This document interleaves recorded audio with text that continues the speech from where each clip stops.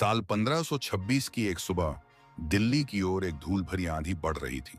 कोई साधारण आंधी नहीं, यह था एक तूफान जो इतिहास की दिशा बदलने वाला था।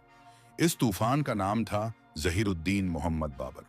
बाबर का जन्म जन्म फरगना अयन वर्तमान उज्बेकिस्तान में हुआ था।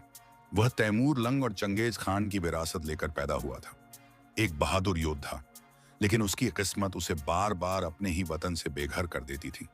समरकंद की गद्दी उसने जीती भी और खोई भी, पर एक सपना था जो उसके दिल में पल रहा था, हिंदुस्तान पर राज करने का। वह जमीन सोने की है, बाबर ने अपने जनरलों से कहा था, और वहां की सल्तनत अब बिखर रही है। उस वक्त भारत में लोदी वंश की सरकार थी। इब्राहिम लोदी एक सख्त और अहंकारी शासक था जो अपने ही अमीरों से टकरा रहा था, और यहीं बाबर ने देखा अपनी किस्मत बदलने का मौका। 21 अप्रैल 1536, पानीपत का मैदान। बाबर की सेना संख्या में छोटी थी, पर उसके पास थी आधुनिक तोपें, युद्ध की नई रणनीतियां और वह जुनून जो एक बेघर बादशाह को ही होता है।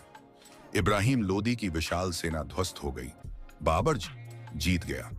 यह जीत केवल एक युद्ध की नहीं थी, यह थी मुगल साम्राज्य की नींव, एक नई सल्तनत की शुरुआत जो आने वाले 250 वर्षों तक भारत की राजनीति, कला, वास्तुकला और संस्कृति को नई दिशा देगी। बाबर ने दिल्ली में कदम रखा, लेकिन उसकी निगाहें केवल ताज पर नहीं थी। वह चाहता था एक ऐसा साम्राज्य जो उसके पूर्वजों की वीरता, उसकी खुद की दूरदृष्टि और इस भूमि की खूबसूरती से गढ़ा गया हो। उसने लिखा, हिंदुस्तान एक अजीब देश है। यहाँ की आबोहवा, फल फूल, पेड़ और लोग सब अनोखे हैं, और अब ये मेरी कहानी का हिस्सा हैं। 1526 की